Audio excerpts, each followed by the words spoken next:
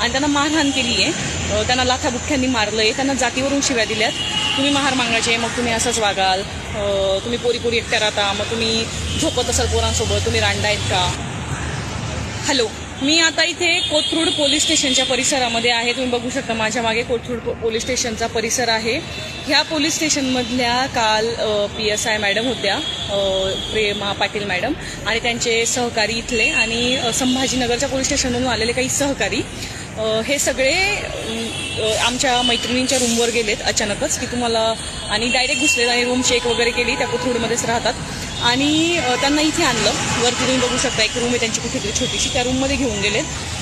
तुम्ही पोरी पोरी राहता म्हणजे तुम्ही लेस्बियनच असाल आणि तुम्ही उत्तरं देता, याचा अर्थ मग उत्तरं देताय तर म्हणजे तुम्ही लय शहाणे आहेत आणि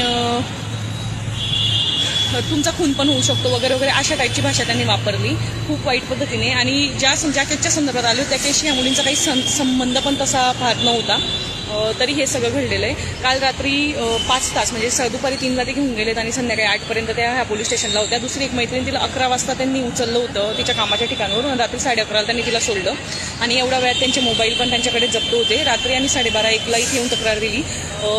तेव्हा FIR दाखल करा म्हटलं, ते म्हटले नाही, सकाळी आमच्या वरिष्ठ येतील तेव्हा FIR दाखवलेला तक्रार द्या. आम्ही रात्री तक्रार दिली, 3 वाजता आम्ही घरी गेलो. आता आम्ही FIR दाखल करायला आलो होतो, त्यासाठी मेडिकलला गेलं असं आम्ही म्हटलं होतं. इथले जे वरिष्ठ अधीक्षक आहेत त्यांनी सांगितलं की काही गरज नाही आहे, मेडिकलची काही गरज नाही आहे, तर तुम्ही मला वेळ द्या, आम्ही 4-5 दिवसात करतो आणि पुढे मग बघू आपण कसं करायचं ह्या सगळ्या प्रकरणाचं, असं त्यांनी सांगितलंय. खरं तर पोलिसांवर कालपासून आमचा बिलकुलच विश्वास राहिला नाही.